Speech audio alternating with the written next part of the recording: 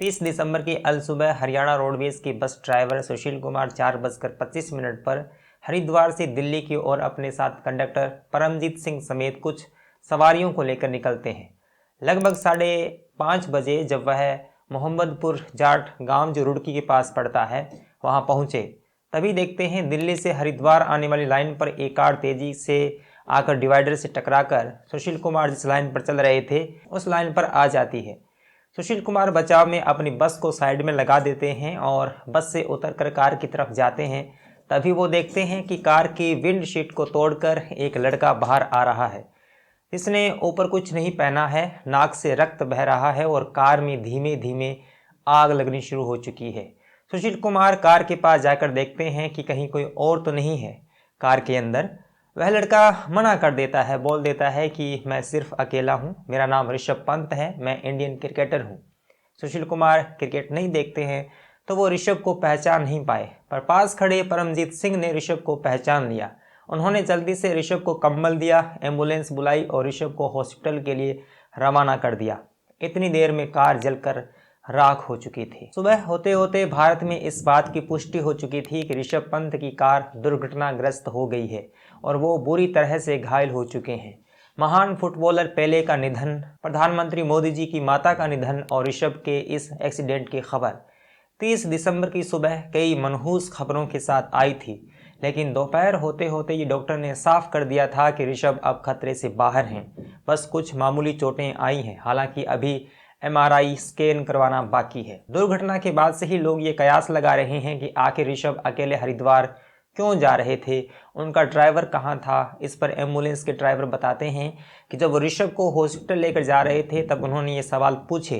तब ऋषभ ने कहा कि उनको अकेले कार ड्राइव करने का मौका बहुत कम मिलता है। उनके परिजन उत्तराखंड में रहते हैं तो उनको सरप्राइज देने के लिए वो घर जा रहे थे, पर झपकी लगने से उनका कार से नियंत्रण हट गया और जब उनकी आंख खुली तब तक कार में आग लगनी शुरू हो चुकी थी।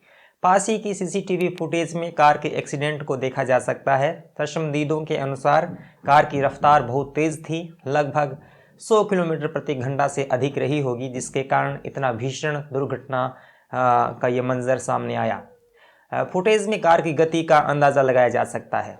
ऋषभ पंत और शिखर धवन की एक वीडियो भी इंटरनेट पर काफ़ी वायरल हो रही है, जिसमें ऋषभ धवन से एक सलाह मांग रहे हैं। इस पर धवन पंत को धीमी रफ्तार से गाड़ी चलाने की सलाह दे रहे हैं। फिर भी एक एडवाइस जो आप मेरे को देना चाहो। बिल्कुल बिल्कुल, गाड़ी आराम से चलाया कर।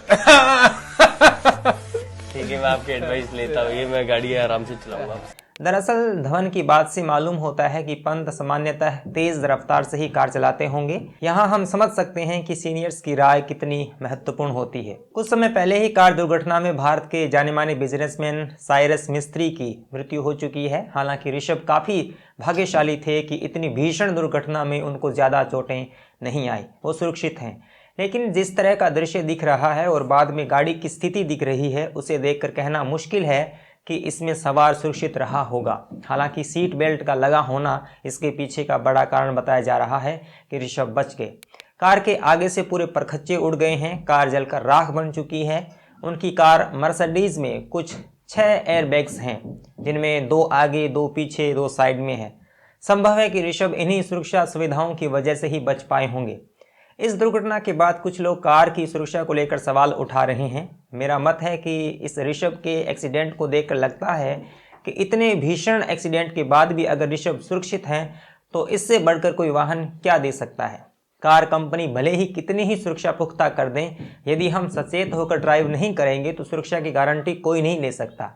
साइरस मिस्त्री की कार भी मर्सिडीज थी, वहीं ऋषभ पंत भी वही गाड़ी चला रहे थे।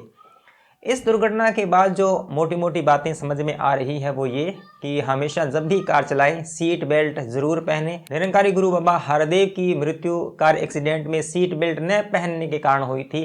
केंद्रीय सड़क परिवहन मंत्रालय की एक रिपोर्ट के अनुसार 2021 में पूरे भारत में दुर्घटनाओं में मारे गए प्रत्येक 10 कार सवारों लगभग 83% में से कम 8 ने सीट बेल्ट नहीं लगाया था। WHO के आंकड़ों के अनुसार सीट बेल्ट का इस्तेमाल गंभीर दुर्घटना, चोटों और मौतों को आधे से कम कर सकता है।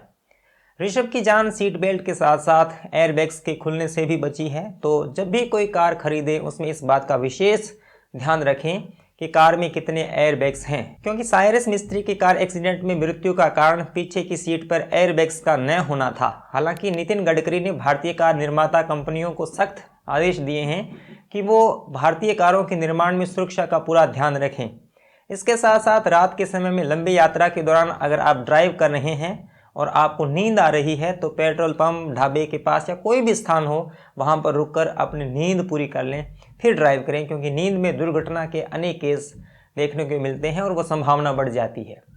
साल 2021 के दौरान केवल भारत में सड़क दुर्घटनाओं की 4,12,432 घटनाएं हुई हैं, जिनमें 1,53,972 लोगों की जान गई है और 3,84,448 लोग घायल हुए हैं। इससे पता चलता है कि छोटी छोटी लापरवाहियां आपकी और आपके परिवार की जान के लिए मुश्किलें खड़ी कर सकती हैं। सड़क पर ड्राइव करते वक्त न केवल हमें स्वयं का ध्यान रखना होता है, बल्कि सड़क पर चल रहे अन्य वाहनों का भी ख्याल रखना होता है। ज़रूरी नहीं कि हर बार हम ही गलती करें, संभव है कि हम दूसरे की गलती या लापरवाही का शिकार हो सकते हैं और ऐसी स्थितियां सड़क पर आए दिन निर्मित होती हैं।